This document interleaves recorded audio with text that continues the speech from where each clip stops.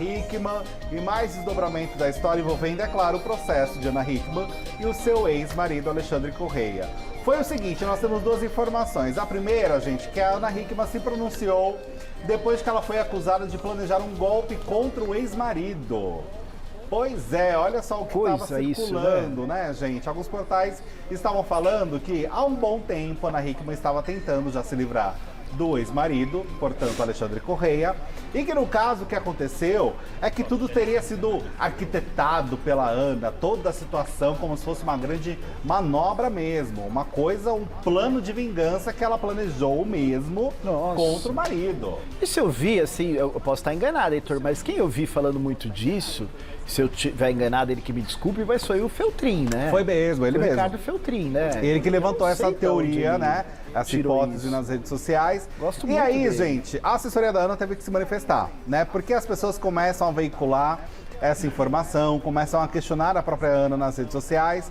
E por conta disso, diz o seguinte, a assessoria da Ana Hickman, abre aspas, as alegações distorcem a realidade dos fatos com o intuito de desacreditar as graves denúncias apresentadas e manipular a opinião pública contra a Ana Hickman, nos casos de agressão cometidas pelo seu ex-marido, bem como das irregularidades cometidas por ele na gestão financeira das empresas.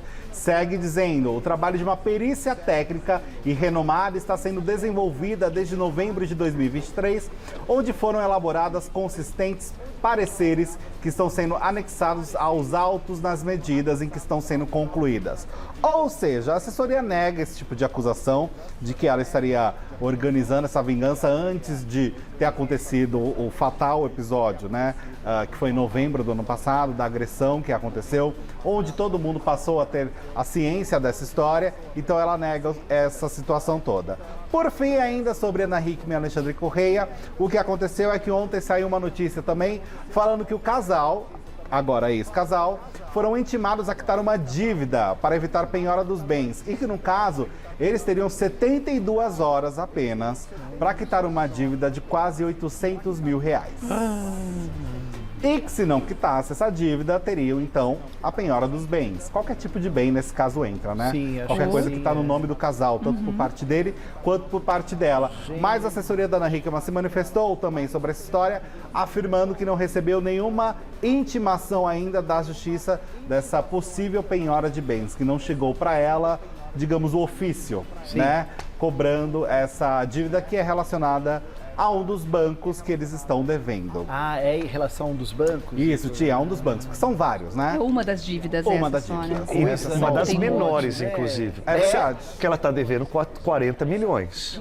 Estão cobrando 800 mil, é uma das menores dívidas que tem aí por aí. E por acaso o banco é do mesmo dono da Record TV, do mesmo conglomerado. Então, você vê de quanta coisa está acontecendo aí no mesmo... É tudo muito linkado, né? E lamentavelmente. Agora, precisa saber até que ponto a Ana sabia de todas essas dívidas. Porque também dívidas de 40 milhões de reais, é claro que tudo é proporcional. Se a pessoa mexe com muito dinheiro, as dívidas, se São elas altas. houverem, serão maiores.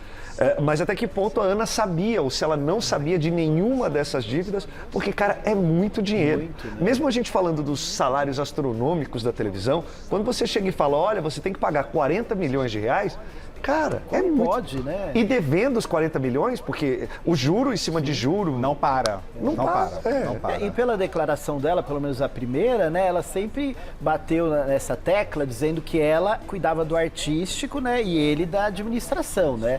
Eu entendo desta forma que ela não soubesse, né, da parte financeira, né? Por isso que ela também estaria sendo pega de surprise. E que foi né? o motivo da briga, o início do motivo da briga do Justamente. casal, que foi toda aquela história que nós já comentamos aqui desde novembro do ano passado. Que ele né? estaria abrindo para o filho, né? A Exato. nova situação, né, Heitor? Exatamente. Da família. Qualquer informação nova com relação a essa história, nós voltamos com atualizações. Mas eu sei que o Ti também tem uma história que envolve Edu Guedes.